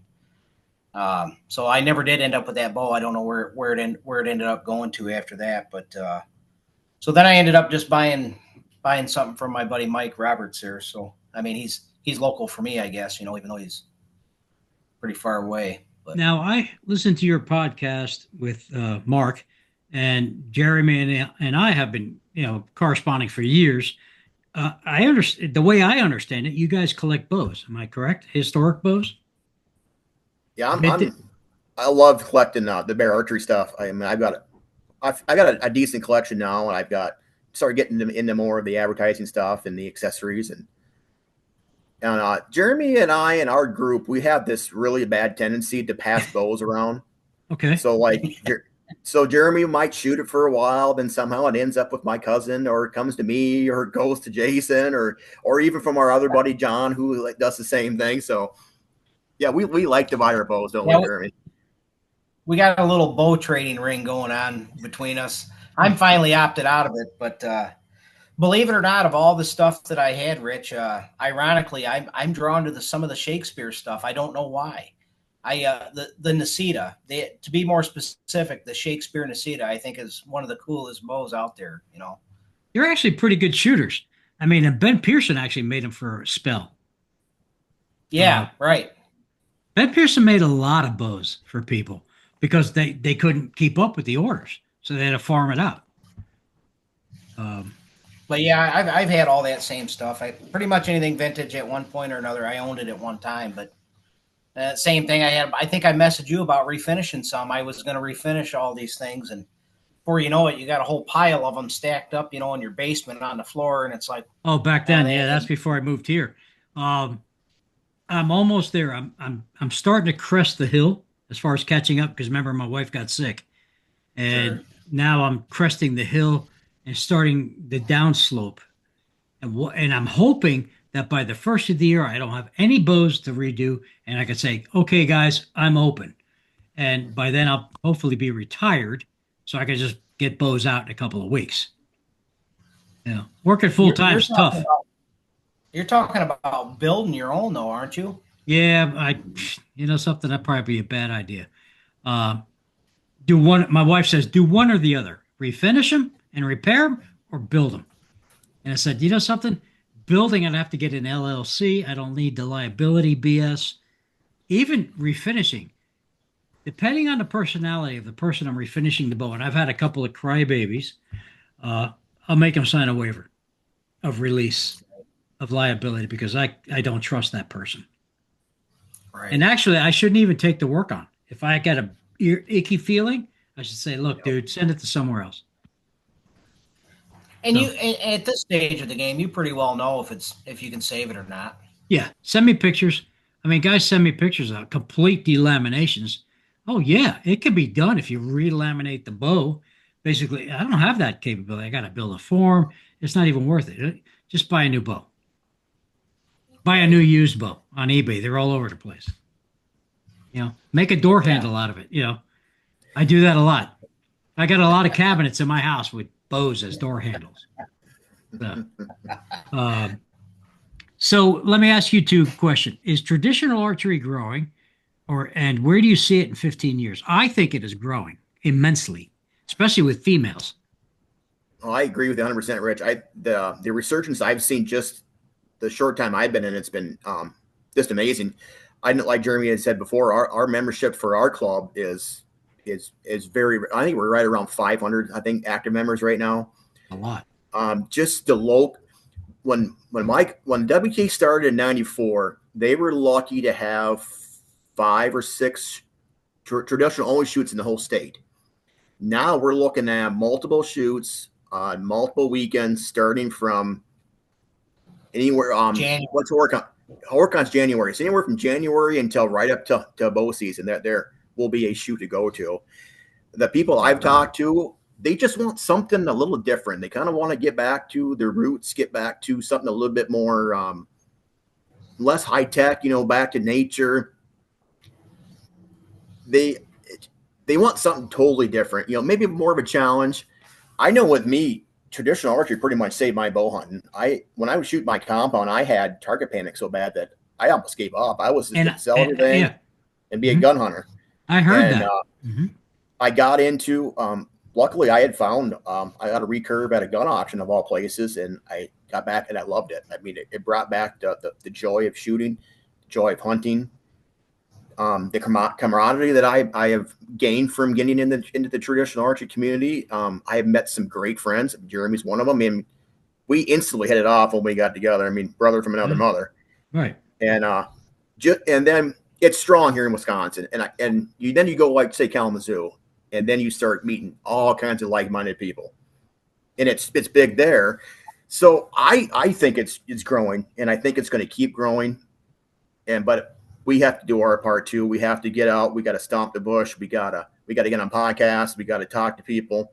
We got to get the youth involved in it, which both my kids shoot. I know Jeremy. I know your boy shoots. So if we get the youth involved in it and get them excited, because I do most of the social media for the Wisconsin club, and my whole basis is because Jeremy, you know me, I'm Shutterbug. I take a ton of pictures and I post them to all my social media. But we have a lot of fun. We have a very good group. We like to have fun. If I can show other people that, hey, look how much fun those guys are having. How can I get into this? Hey, come up and hit the schedule. There's going to be a shoot somewhere by you. Let's go have fun together. And that's my whole thing is if we can just get one or two people interested, it's going to grow the sport even more. That seems to be kind of the running joke. You know, we'll go to a shoot that's not really traditional only. And, you know, our group is laughing and carrying on, and everybody else is really curious on why we're having so much fun, you know. And you're not there with be happy no binoculars. Yeah. Oh, geez, we have so much fun. It's terrible. I mean, it's about the most fun you can have without being inebriated. We probably can't go to that New Year's Day spot shoot anymore because we made too much noise last year. Remember down there at that South Central? Yeah, we had a lot of fun shooting spots, didn't we? Yeah, we did. Well, you know, this podcast started off as a kind of a joke. This is something for me to do to de-stress during my wife's healing process.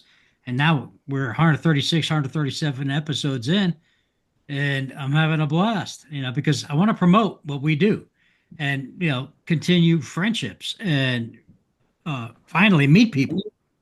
And you've done a very good job doing that. You really have. I appreciate that. I appreciate that. And you guys help it by supporting me and vice versa. And I appreciate that. Like you would not believe. Means a lot. I'm an emotional individual. Yeah, I'm fractured in that regard. So I'm going to keep my shit together. You know, no, it does. Dude, you have no idea. My wife, I watched the Gene Wenzel. Did you guys see the Gene Wenzel Brothers of the Bow video? Yeah. Dude, I watched it 3 times and I cried every goddamn time because I met those guys when I was a teenager. Did I tell you about the hot Italian chick I got rid of to see them? Yeah, I heard the story, but you didn't tell me personally, but I heard you tell it to somebody else. Smoking. I don't know if Shawn's heard it, I'm talking like Leah Remini hot, okay? And she was a pain in the ass. Wanted to control my ass. And I'm like, I got to go see these guys at Ramapo Community College in New Jersey. She goes, no, you're not going. You're taking me out. I'm like, Fangool, dumped your ass. I went there and I saw them at the Ramapo College and I told them what I did. And they looked at me, both of them. Are you crazy? Yeah, maybe I am. My brother-in-law was with me. He's still my brother-in-law. And he looked at me and goes, man, she was smoking hot. I was like, I don't care. These guys are smoking hot. Big old fat boys, you know, and it was the best time ever. And we've been best friends ever since, the Wenzels and I. And I think for me, I can relate to what you've done. Unfortunately, when I was young, I wasn't smart enough to figure all that out. You know, I did the opposite. I did what most young guys would do, you know. And later in life, since I've gotten into this, there is a huge brotherhood in this traditional archery thing that I had not seen. You know, I shot, like I said, I shot a lot of firearm competition, whether it be trap, competition, pistol, 3-gun. I did all that stuff, and it's not the same. There is something here that I can't quite figure out. But I've got better friends in this late in my life in the last 4 years than I've had my entire life. There's nothing to figure out. There's nothing to figure out, Jeremy, because I remember shooting target archery. I worked for Len Cardinal. If you look him up on Archery or Bow Hunting Hall of Fame, he's in there. I worked for him as a young man, teenager. Remember shooting side by side with guys, a couple guys that were traditional shooters, and there were compound guys there, but the traditional guys, they would take me under their wing and talk to me. Hey, man, you might want to try this, try that. And that was then. I mean, God, I'm talking 1978, 79, 80, 81. You know, there was none of that. PBS was around. There was a lot of, but the traditional community, I think it's just in your blood to help You go people. you go to a shoot, and it's not a shoot; it's a gathering. Mhm. You got guys who come down to camp; they'll be there all weekend. Yep. You're gonna sit around, you're gonna drink, you're gonna have food, you're gonna have a conversation. It's amazing. It's like, hey, what kind of bow you got there? Huh, you want to shoot it? And they hand you your bow. I'm like, really? It's like, yeah. And they want to help you. They want to be friends with you. They Yeah. want to just be there and have a good time. I mean, how many bows have we shot, Jeremy, together that somebody said, hey, you want to take it for a spin? Oh, okay. Countless. That's how And I we do got the same how I thing in return. yeah. We do the same thing in return. Like the bow I shoot is the Harvester is made by Jim Frank. He's our president of our club. I met him through my club, and he's like, I was looking at his bow. I was like, I think it's pretty cool. Why don't you shoot it? He takes 3 arrows out of his quiver, and I'm slinging arrows out of his bow. And a couple of years later, I had my own, and it's one of the best bows I've ever shot. So, Jeremy hit it on the head. You're going to meet some wonderful people, and you're going to make a lot of friends doing it. Yeah. It's the truth. It's the truth. The other day, Gene Wenzel sends me this email. He sends me emails all the time. And on this email, there's footage. I'm like, oh, what's this? So he's gotten into the habit, I guess this what happens when you become a senior citizen, of taking lengthy, body mirrors like you would put in your dressing room or whatever, and strapping them to trees. So when bears come by, because he baits them, they see themselves, they attack the mirror. Oh, It's hilarious. I'll have to send these to you guys. Yeah. Funny stuff. I mean, it's incredible. So we're Well, going. Well, go on. Go on. Oh, I was just going to say real quick, on the Wenzels, once I kind of figured out who was who, in the trad world, I kind of started seeking out wanting to meet those guys, and Oh yeah. From where I live, of course I've been to Kalamazoo and Compton and some of the other stuff too, but it seemed like in this short amount of time, these last 4 years, I couldn't run into them anywhere. Well, finally last year, they were both up at Kalamazoo and I got a chance to actually meet them. I had one of Barry's books, and the one book I was looking for that Gene wrote was Come November. I couldn't find it anywhere. And when I could find it, it was a fortune. And then we had the WTA banquet, was it right after Kalamazoo? I guess it was. Shawn, February. One falls into his lap. He's not even looking for it. I was so jealous. Hey, the one you got though, anyway, you got it. Lucky. Hang on a second. Well, anyways, back up. I met Barry and Gene at Kalamazoo, and when I was talking to Barry, he was talking to me like he knew me. It was just the weirdest thing. It was great, and so anyways, we had the PBS Odd Year Gathering there in Wisconsin, and they had the Come November book was in one of the bucket raffles, and also was the Bows on the Little Delta, which I had been looking for that also. Both books in the same bucket. So I bought a ton of tickets and I threw them all in the same bucket, and I won both the books. In fact, they drew my numbers 4 times in a row because there was was there 3 or 4 books in there, Shawn? There's 3 of them. 3 of them. So I had to keep telling them, keep drawing. It was kind of funny. I've got all the books, guys. So down the road, I'm going to unleash them, and I will reach out to you guys before. So there's not a book I don't have. That Come November book, I saw it on eBay one time going for $400. I about fell out of my chair. Yeah. Believe it. Well, so that you go to the auction page on Facebook and it's like $50, $60 because nobody wants to spend the money. Yeah. So I know what they're worth. I know what they're worth. But it's insane. Well, I can tell you the ones I got will never be for sale. And if anything else, if I don't give it to a fellow trad guy, it'll go back to the PBS for another bucket raffle at some point, Well, I'm going to somebody else can. Sure. I'm going to make an announcement here. I am working on a book. It's called Tales from the Crapper. And it's got a picture of me on the cover in an outhouse. And it's all my comedic. Well, I want to sign. You get a free copy, and so do you, Yeah. John. It's all my comedic stories because there's comedy in everything I do, as you know from looking at my Facebook page. I all day long I'm laughing, and like I'm sitting in here, my wife will be in the other room, and she's like, "What the hell are you laughing at?" All day long. I was like, I find comedy in everything, even death. It's like it's crazy, but I think I've sent you some stuff here and there, so we kind of share the same comedy. yeah, it's all good. It's not gonna. I don't know when it's gonna come out. It's like I got to figure out this self-publishing thing. Whatever that is. At any rate, so let me ask you two guys, what's in store for you guys in the rest of this year and next year? John? Well, yeah, basically our bow season started here. It was in September. Hmm. So yeah, I'm gonna come. I usually wait for about the first cold front in October when I get pretty serious. Yeah. We got a few decent ones on camera, but it's all late night or. So yeah, I'm gonna really concentrate on some whitetails. Hopefully, I can connect on a couple that we got running around. At least see one, anyways. I'm hoping to. I still got a few more years before I can draw another bear tag for Wisconsin. I'm hoping the elk thing is going to happen here, maybe next year after with my dad and my uncles. That's going to be a trip to. I'm looking forward to. I mean, hanging out in the mountains with my dad and my uncle. That's even if I don't shoot nothing, that would be great if those guys awesome. get a shot. Yeah. I'm hoping maybe get to Canada for something, either for a bear hunt or my son and we'd love to go up there and do some fishing up there. I've never been there. I would love to do that. I guess I would have to fly in because that's there's no driving from Florida, so to speak. Yeah.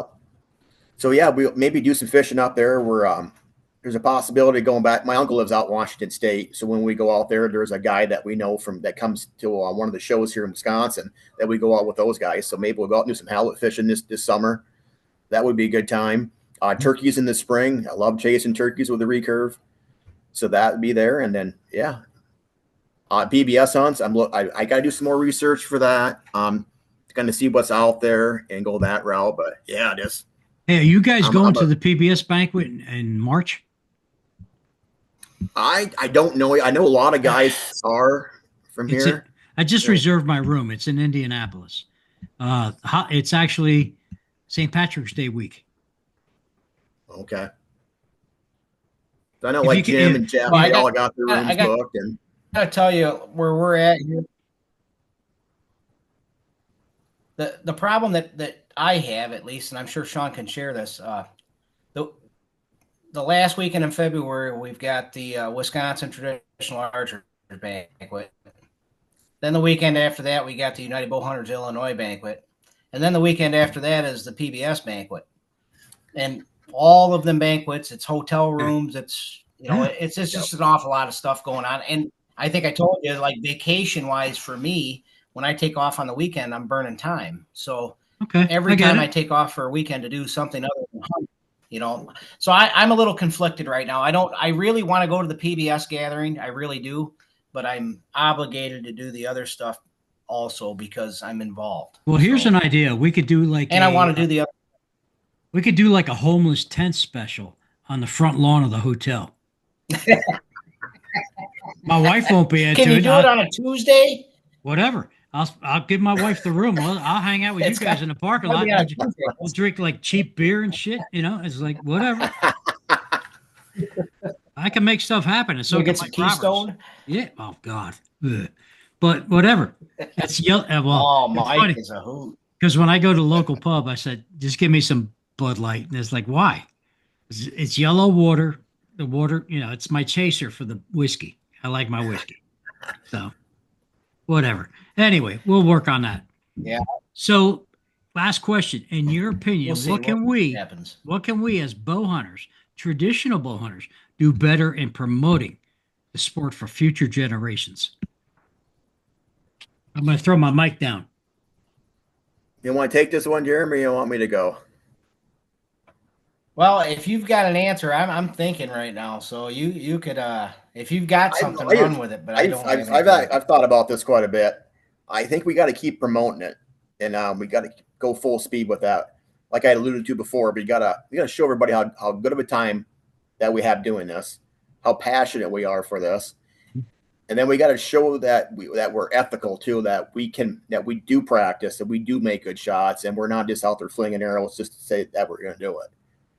So I think if we can show the positive side of this community and ethical that we are, and just keep pushing it. Social media is an excellent tool for pushing.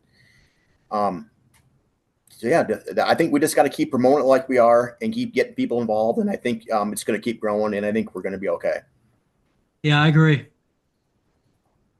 What about you, Jeremy? I agree with that.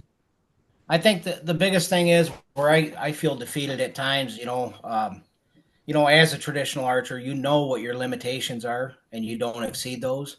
And that's a huge amount of discipline that most people just are not willing to deal with, and how do you tell people that this is the best way, So the fun aspect side of it, as far as, going to 3D shoots and all that other stuff, that's a lot of fun. But when it comes to the bow hunting side of it, it's a lot more work than most people are willing to do. And I don't know how you convince them that that's a better way to bow hunt, I think it's more rewarding than anything else as far as, okay, I didn't shoot anything because I'm not into that anymore.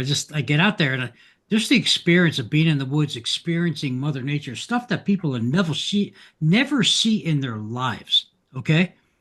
I mean, I got attacked by a turkey. Well, I wasn't attacked by a turkey. The thing hit me in the head. It was on the other side of a ridge, and I'm just sitting on the edge of this ridge. It was hollers in Virginia. So that, it was like that. Just turkey wanted to come over to my side of the woods. Didn't care. Didn't see me because I was wearing camouflage. This thing fucking, excuse my French, took a beeline and hit me in the head. Knocked me over to land. I said, that's the stuff that people never see. I was like, what the hell? Almost killed me. But I think that's it in a nutshell. For me, I wasn't a huge hunter to begin with as far as deer hunting went. For me, deer hunting was a real struggle. Mm-hmm. You're on public land with a compound bow. I didn't know what the heck I was doing. Right. And I really gave up on it. And I got to tell you this other quick little tidbit here. Back then, when I got that compound bow, I remember asking the guy at the pro shop there about a recurve because I liked the way they reminded me of a wood gun stock. Like I said, I was a gun guy. So he's like, oh, those things are novelty items. People don't kill anything with those anymore. Yeah. So that drove me away from it back then, So I thought, well, okay. Well, then after COVID hit, I thought, I'm going to learn how to shoot one of these things, and I think they're cool as hell, and I would really like to learn how to be proficient with one. And that's really. Once you get your shootings, set up down your whole thing, dude. It's. I can't even explain it. There's no words for it. How about otherworldly? Yes. The other guys, they always say I've heard a lot of guys call it the struggle stick. Well, I'll tell you right now, I don't struggle with it. And I feel more deadly with that stick in my hand than I do anything else. The only thing that was struggle stick for me is when I was single, dating. So, I think it slows the world down for me. Mm-hmm. I felt with a compound, everything was high paced, fast, okay, we got to do this, do that. When I sit there, I remember the first time I hunted with a recurve, I got in the tree stand. It's like, oh crap, I forgot my release. You're like, wait, no, my hands weren't released. Right. So, and I've learned more about deer behavior sitting with a recurve because I'm actually paying attention. I'm listening. Yeah. You almost feel, I don't want to get all hippie-ish, but you feel like you're more in tune with everything. You are. And and you absolutely are. I mean, Fred Barrow said it the best, you're going to learn more about deer behavior, bow hunting than you're ever going to do gun hunting. And there's times, and I almost thought about, well, if I don't fill my my bow tag, I might just go up with the bow because what the heck, you're just. Yeah. I haven't killed a deer in probably 5 years. I don't care. I really don't. No, 4 years. But regardless, it's just who's counting, right? Ooh. But it's one of those things where when I get up, like now, you ever have a bad day at work and you just come home, you're feeling like kind of crap, like, man, this day sucked. And you go out and shoot a couple hours, all of a sudden the euphoria of shooting just takes over. Just all the badness is gone. And now Yeah. you're happy. And now you're happy. Yeah, I've never seen a sad guy shoot a bow before. Yeah. Oh God, I couldn't imagine that. That would be a hell of a video. I might have to look into that. A depressed bow hunter. That would be hilarious. Hey, yeah. They use, My, they use crossbows. my, my name's Ishmael. I'm the depressed bow hunter. Yeah, I see a future video there. So, yeah, sad sap.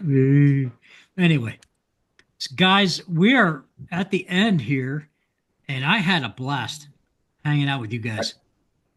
That was a great time. Likewise, it was awesome hanging out with you, Rich. All right, man. Well, I want to thank you again on behalf of the Droptine Traditions podcast. People, like and subscribe and share. That helps me grow, helps me get new content, and especially help me make that new video with the depressed bow hunter, which would be great. I will put all your links in the description below when I publish this next week. Guys, I'm going to publish the Mike Fedora thing this evening. Folks, mental health, it's a big deal these days. Check yourselves. Love each other, like each other, respect each other. That's my final words. Any last words, guys? Well, hopefully we'll see you. Maybe I don't know if you ever get up to Kalamazoo, it'd be awesome to meet up with you if you ever get that far north. Well, the whole deal. I'm already looking at plane tickets, so Heck I need Kevin to pick me up. Kevin Bishop. Keep us in the loop. I will. Yeah, I will. You ever make it this far north, you got a place here if you need a place to stay or whatever. So I appreciate it, guys. Thanks again. We're good, brothers.